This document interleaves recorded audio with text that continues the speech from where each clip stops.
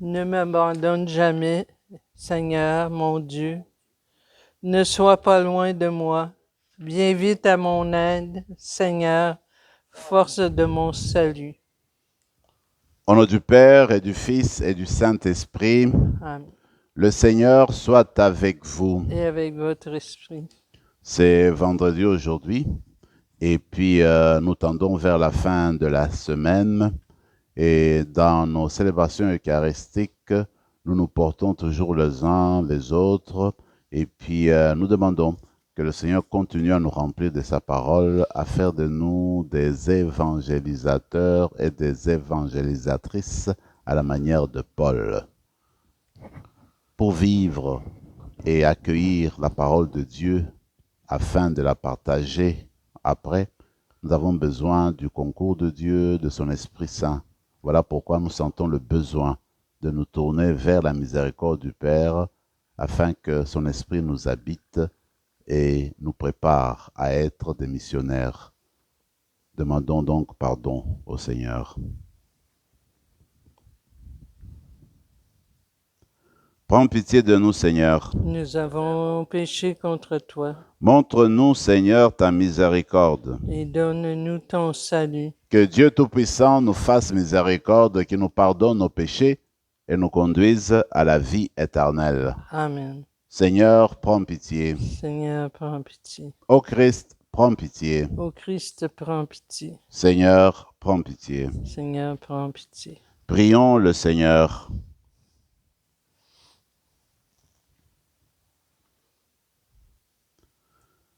Dieu de puissance et de miséricorde, c'est ta grâce qui donne à tes fidèles de pouvoir dignement te servir. Nous t'en prions, accorde-nous de courir sans que rien nous arrête vers les biens que tu promets. Par Jésus-Christ, ton Fils, notre Seigneur, qui vit et règne avec toi dans l'unité du Saint-Esprit Dieu pour les siècles des siècles. Amen.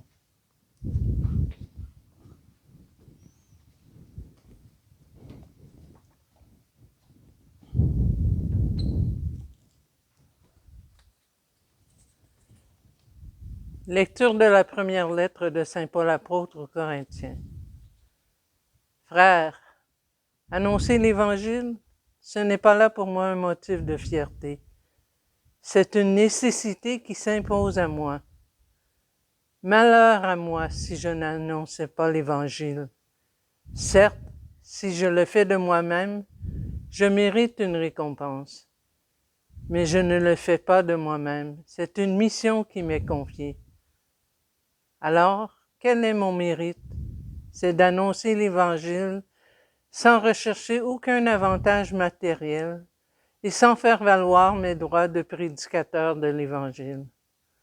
Oui, libre à l'égard de tous, je me suis fait l'esclave de tous afin d'en gagner le plus grand nombre possible. Avec les faibles, j'ai été faible pour gagner les faibles. Je me suis fait tout à tous pour en sauver à tout prix quelques-uns. Et tout cela, je le fais à cause de l'Évangile, pour y avoir part, moi aussi. Vous savez bien que dans le stade, tous les coureurs participent à la course, mais un seul reçoit le prix. Alors, vous, courez de manière à l'emporter. Tous les athlètes à l'entraînement s'imposent une discipline sévère. Ils le font pour recevoir une couronne de laurier qui va se faner, et nous, pour une couronne qui ne se fane pas. Moi, si je cours, ce n'est pas sans fixer le but. Si je fais de la lutte, ce n'est pas en frappant dans le vide. Mais je traite durement mon corps, j'en fais mon esclave, pour éviter qu'après avoir proclamé l'Évangile à d'autres, je sois moi-même disqualifié. Parole du Seigneur. Nous rendons grâce à Dieu.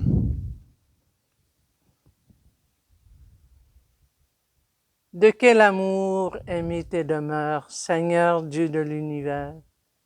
De quel amour sont aimées tes demeures, Dieu de l'univers.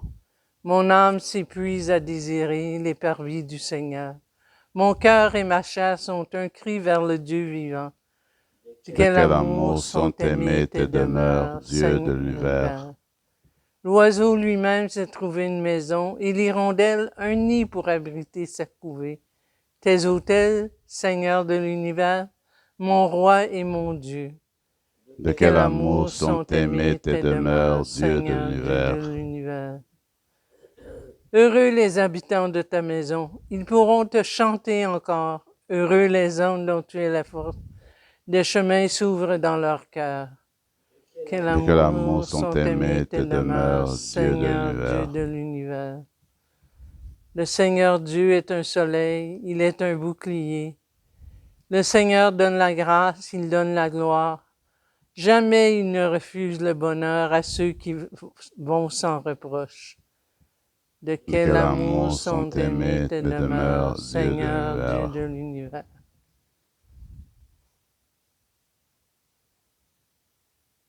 Alléluia, Alléluia.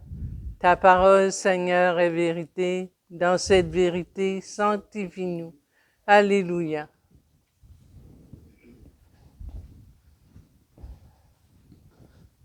Le Seigneur soit avec vous. Et avec votre esprit.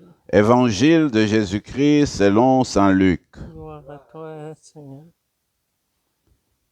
En ce temps-là, Jésus disait à ses disciples en parabole, « Un aveugle peut-il guider un autre aveugle?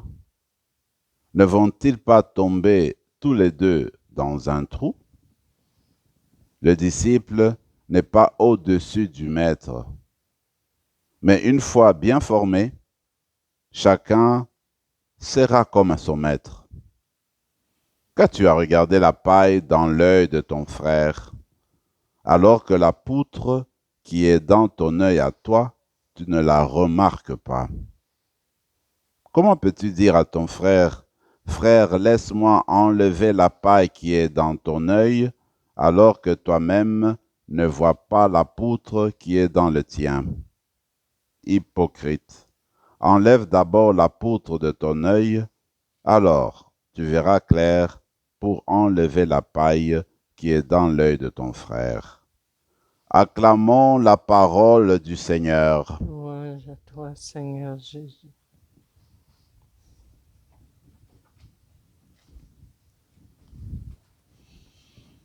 Je trouve intéressant la première lecture d'aujourd'hui, les réflexions de Paul sur la mission de l'évangélisateur. En tout cas, je trouve le texte très inspirant, un très beau texte. Paul s'est rendu compte durant son expérience spirituelle, durant sa vocation apostolique, qu'en fait, Dieu lui avait incombé un message. Dieu lui a demandé, n'est-ce pas, d'aller annoncer la bonne nouvelle. Il lui a donné une mission spécifique. Alors, ces missions-là, elles viennent de Dieu. C'est pas Paul qui l'invente. C'est pas Paul qui, en fait, prit l'initiative d'aller parler de Jésus ressuscité. Dieu est parti chercher Paul. Alors, Paul, dans son expérience spirituelle, il comprend que évangéliser est une nécessité. Évangéliser est une nécessité. Il faudrait que, avec la grâce de Dieu, eh bien, il aille partout où il est envoyé ou sera envoyé pour annoncer la bonne nouvelle, et il le fait avec fierté, c'est vrai. Mais il reconnaît que tout vient de Dieu, et c'est Dieu qui prend l'initiative de l'annonce de sa parole. Mais seulement, il s'est dit, mais en fait, en faisant cela, alors que Dieu, celui qui est le premier, qui est l'auteur de l'évangélisation, Paul voudrait quand même y contribuer avec sa part. Alors il s'est dit, alors ce qui sera ma part, je vais travailler, je vais évangéliser, je vais accomplir la mission de Dieu en le faisant gratuitement, sans tenir compte des droits de l'évangélisateur, parce que déjà depuis l'Église ancienne, les missionnaires qui se promenaient, qui allaient évangéliser, ces missionnaires-là étaient supportés par les communautés. Matériellement, on devait leur donner à manger, et puis leur donner aussi du logis ou dormir. Alors Paul a refusé, n'est-ce pas, sa part. Il dit, moi, ce que je veux donner au Seigneur, c'est cela, la partie matérielle. Alors, il s'occupait de lui-même, de, n'est-ce pas, son bien matériel, de son logis et aussi de sa nourriture, s'il faut s'exprimer ainsi. Ainsi donc, Paul nous invite, nous aussi, dans cet élan missionnaire, de reconnaître la part principale de Dieu, la grande part de Dieu dans l'évangélisation, parce que l'évangélisation, ce n'est pas d'abord notre propre initiative. C'est Dieu qui veut apporter la bonne nouvelle au monde entier. C'est pourquoi il faut toujours se mettre à sa disposition, se vider complètement de soi-même pour que le Seigneur prenne place de plus en plus en nous et nous rende aptes, nous dispose à parler de lui comme il le faut. Et comme Paul, peut-être que chacune de nous est appelé à voir quelle est ta part, qu'est-ce que tu apportes dans ce travail d'évangélisation que tu assures au nom de Dieu. Je vais sauter à la finale, que je trouve aussi intéressante, parce que finalement, Paul se dit, une chose est évangéliser, annoncer la bonne nouvelle et veiller à ce que les personnes entendent cette parole de rédemption, cette parole de salut, et que les gens en viennent à l'accueillir pour justement participer à ce salut-là. Mais dis attention, il ne faudrait pas que moi qui annonce le salut, moi qui annonce l'évangile, et qu'à la fin, que je sois disqualifié.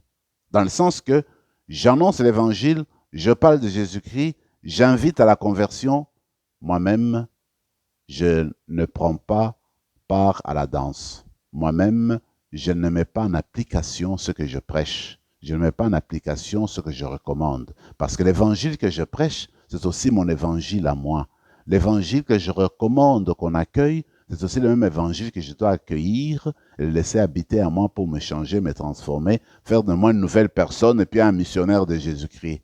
Donc, pour dire que c'est important de demander cette grâce-là comme évangélisateur, comme missionnaire, que ce que nous annonçons, que nous soyons les premiers à le mettre en pratique. Et je pense que c'est une exigence importante. Je me rappelle d'une phrase de l'auteur Bernanos, je crois qu'il parlait d'un prêtre, le curé, son roman qui s'intitule Le curé de campagne. Alors le curé de campagne, lui, à la fin de l'histoire, il dit à ses paroissiens qu'en fait, cette parole de l'évangile que j'annonce me fait d'abord mal à moi. C'est-à-dire quand je la prépare et j'essaie de voir comment je vais l'annoncer à mes paroissiens, à mes paroissiennes, quand je la médite, je sens que d'abord c'est moi qu'elle convertit, c'est moi qu'elle appelle à changer. Alors c'est pourquoi elle me fait d'abord mal moi, avant d'aller, n'est-ce pas, toucher le cœur des autres. Mais je trouve que c'est une manière belle de rapporter un peu ce que Paul voulait aussi dire, nous dire aujourd'hui. Moi, je me dis, dans l'Évangile, une chose est importante. Souvent, c'est facile de voir le mal qui s'est fait chez les autres, de juger facilement les autres. Alors le Seigneur, aujourd'hui, nous appelle à une sagesse populaire. Il dit, enlève d'abord, n'est-ce pas, la poutre qui est dans ton œil, parce que toi, tu vois toujours la paille, la petite affaire qui est dans l'œil de l'autre. Et tu ne vois pas ce gros morceau de bois chez toi. Alors il dit, écoute, regarde-toi d'abord avant de regarder les autres. Juge-toi d'abord avant de juger les autres. Parce que souvent, nous voyons le mal, alors nous attaquons et puis nous montrons du doigt, n'est-ce pas, ce qui se passe chez les autres. Mais chez nous, on ne voit pas. C'est encore là une manière, n'est-ce pas, de voir comment nous pouvons vivre notre progrès spirituel, notre conversion. Pas tout le temps se regarder soi-même, pas tout le temps juger l'autre, je veux dire, mais d'abord se nettoyer soi-même avant d'aller voir chez l'autre. D'ailleurs, la sagesse populaire dit aussi, eh bien, avant de regarder la parcelle de l'autre, là, comment la parcelle de l'autre est sale, commence par nettoyer ta propre parcelle, ton propre entrée, avant de commencer à regarder que l'autre n'a pas déblayé, n'est-ce pas, son entrée. En fait, il me semble que ce qui est important finalement, c'est d'abord de chercher le bien des autres, de savoir reconnaître le bien qui s'est fait chez les autres, reconnaître que l'Esprit du Seigneur habite dans le cœur des autres, que Dieu travaille dans le cœur des autres, que nous ne voulons pas toujours nous mettre en premier, mais que les erreurs peuvent venir aussi de nous, que nous soyons en mesure de le reconnaître. Il me semble, c'est l'invitation que le Seigneur nous lance ce matin. Parce que souvent, quand nous regardons le mal qui s'est fait là, nous trouvons que le mal qui s'est fait chez l'autre là est plus grand. Alors quand nous regardons chez nous le même mal, c'est tout petit, voyez-vous. Alors c'est tout ça, n'est-ce pas, qui nous invite, qui nous permet de réfléchir, de voir comment reconnaître, comment améliorer notre vocation chrétienne. Que la célébration d'aujourd'hui vienne nous nourrir, nous raffermir, nous rétablir dans notre vocation de missionnaire, parce qu'à chaque fois que nous célébrons l'Eucharistie, le Seigneur nous envoie comme missionnaires. Et quand nous allons annoncer cet évangile, que d'abord nous-mêmes, nous soyons cet évangile par notre dire et par notre faire. Amen.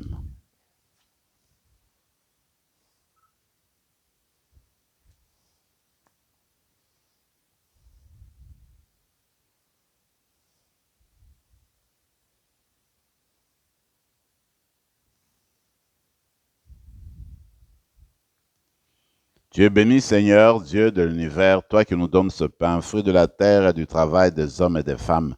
Nous te le présentons et deviendra le pain de la vie. Béni soit Dieu maintenant et toujours.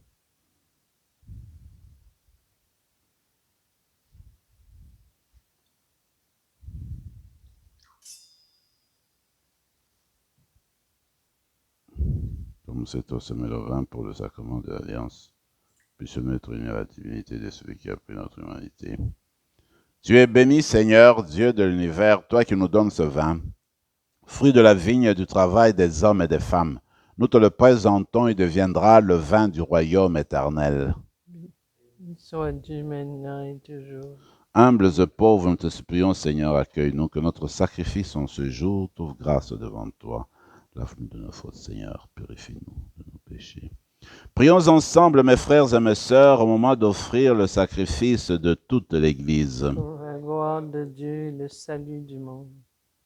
Seigneur, que ce sacrifice devienne pour toi une offrande pure, et pour nous, le don généreux et saint de ta miséricorde, par le Christ notre Seigneur. Le Seigneur soit avec vous. Et avec votre esprit. Élevons notre cœur. Le tournons vers le Seigneur. Rendons grâce au Seigneur notre Dieu. Cela est juste et bon. Vraiment, Père très saint, il est juste et bon pour ta gloire et notre salut, de t'offrir notre action de grâce, toujours et en tout lieu, par ton Fils bien-aimé Jésus le Christ. Il est ta parole par qui tu as créé toutes choses. C'est lui que tu nous as envoyé comme Rédempteur et Sauveur. Dieu fait homme, conçu de l'Esprit Saint, né de la Vierge Marie. Pour accomplir jusqu'au bout ta volonté et rassembler un peuple saint qui t'appartienne, il étendit les mains à l'heure de sa passion, afin de briser la mort et de manifester la résurrection. C'est pourquoi, avec les anges et tous les saints, nous chantons ta gloire d'une seule voix et nous proclamons. Saint, Saint, Saint, le Seigneur, Dieu de l'univers, le ciel et la terre sont remplis de ta gloire. Hosanna au plus haut des cieux. Béni soit celui qui vient au nom du Seigneur. Hosanna au plus haut des cieux. Toi qui es vraiment saint, toi qui es la source de toute sainteté, Seigneur, nous te prions, sanctifie ces offrandes en répandant sur elles ton esprit, qu'elles deviennent pour nous le corps et le sang de Jésus le Christ notre Seigneur. Au moment d'être livré et d'entrer librement dans sa passion, il prit le pain, il rendit grâce, il le rompit et le donna à ses disciples en disant, « Prenez et mangez-en tous. Ceci est mon corps livré pour vous. »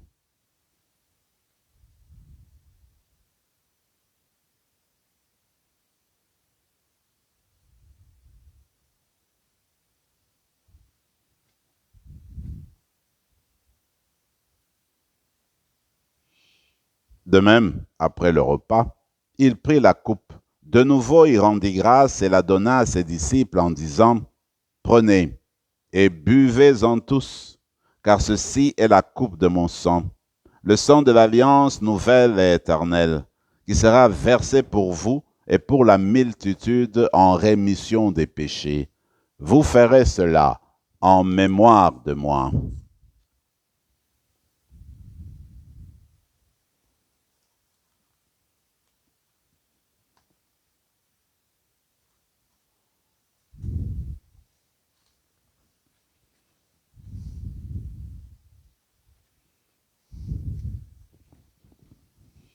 Acclamons le mystère de la foi. Quand nous mangeons ce pain et buvons à cette coupe, nous annonçons ta mort, Seigneur ressuscité, et nous attendons que tu viennes. En faisant ainsi mémoire de la mort et de la résurrection de ton Fils, nous t'offrons, Seigneur, le pain de la vie et la coupe du salut.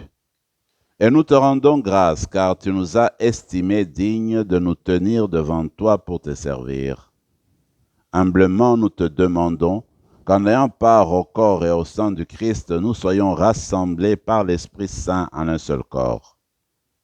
Souviens-toi, Seigneur, de ton Église répandue à travers le monde. Fais-la grandir dans ta charité, en union avec le pape François, notre évêque Marcel, et tous les évêques, les prêtres et les diacres. Souviens-toi aussi de nos frères et sœurs qui se sont endormis dans l'espérance de la résurrection. Et souviens-toi dans ta miséricorde de tous les défunts. Accueille-les dans la lumière de ton visage. Sur nous tous, enfin, nous implorons ta bonté. Permets qu'avec la Vierge Marie, la bienheureuse Mère de Dieu, avec Saint Joseph son époux, les apôtres, Saint Rémy, et tous les saints qui ont fait ta joie au long des âges, nous ayons part à la vie éternelle, et que nous chantions ta louange et ta gloire par ton Fils Jésus, le Christ.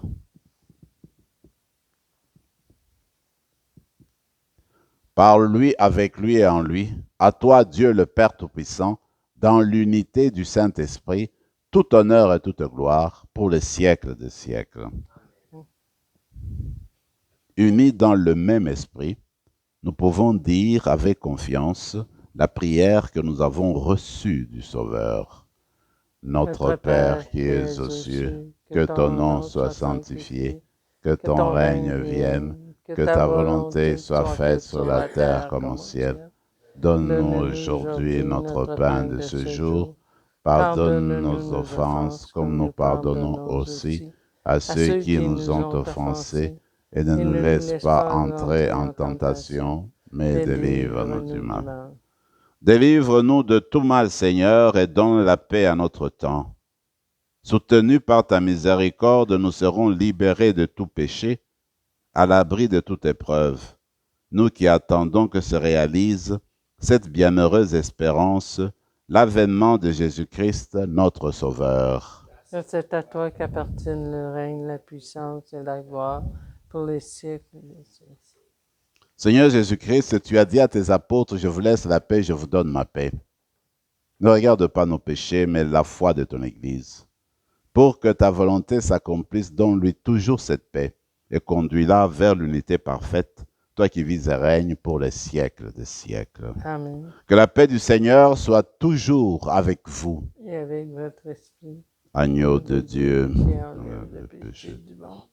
Prends pitié de sang de Jésus-Christ, Agneau de Dieu qui enlève le péché du monde. Prends la vie pitié de éternelle. nous. Agneau de Dieu qui enlève le péché du monde, donne-nous la paix.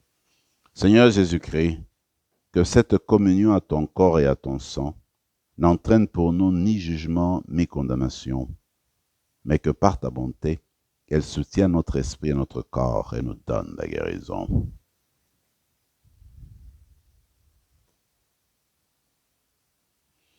Voici la parole de Dieu. C'est l'agneau de Dieu, celui qui enlève le péché du monde. Heureux les invités au repas des noces de l'agneau. Seigneur, je ne suis pas digne de te recevoir, Médicament de parole et je serai guéri. Que le corps et le sang du Christ nous gardent pour la vie éternelle. Amen.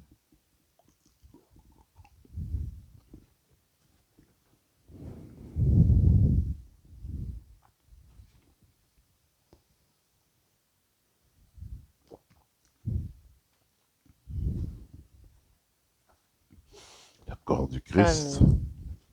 Le corps du Christ.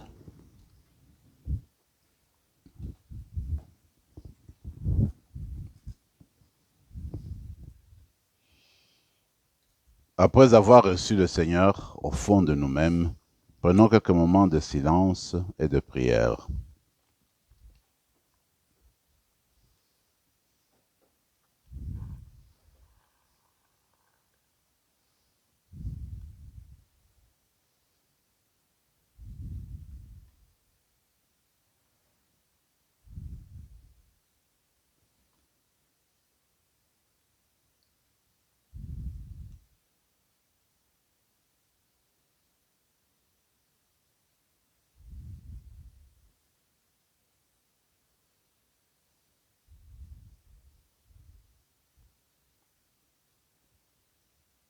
Bien que le Père qui est vivant, envoyé, et que moi, je vis par le Père, de même celui qui me mange, lui aussi vivra de le Seigneur. Prions encore le Seigneur. Nous t'en prions, Seigneur, augmente en nous la force de ton action, afin que, renouvelés par les sacrements du ciel, nous soyons préparés par ta grâce à recevoir les biens qu'ils promettent, par le Christ notre Seigneur. Amen. Le Seigneur soit avec vous, Et avec votre esprit. et que Dieu Tout-Puissant vous bénisse, le Père, le Fils et le Saint-Esprit. Amen. Allez dans la paix du Christ. Nous rendons grâce à Dieu.